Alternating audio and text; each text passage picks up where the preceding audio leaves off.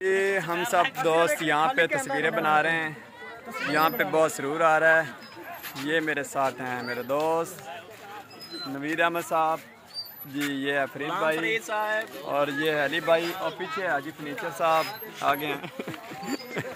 ये देख रहे हैं शक्ल आपको अच्छी से नज़र आ रही है। ये हाजी है, इसका नाम ये इस दफ़ा कुर्बानी।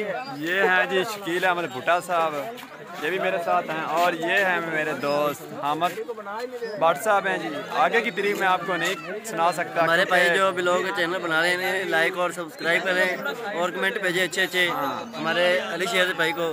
ये बहुत अच्छे बच्चे।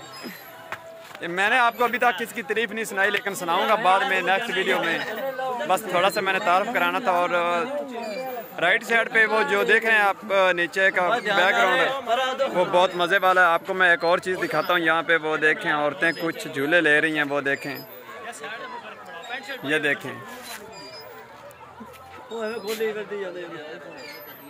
ये सारा बैक सीन है पीछे का, आपको दिखा रहा हूँ। सर सब्ज़ हरियाली है। ये पार्क आए हुए हम शहबाज पार्क में।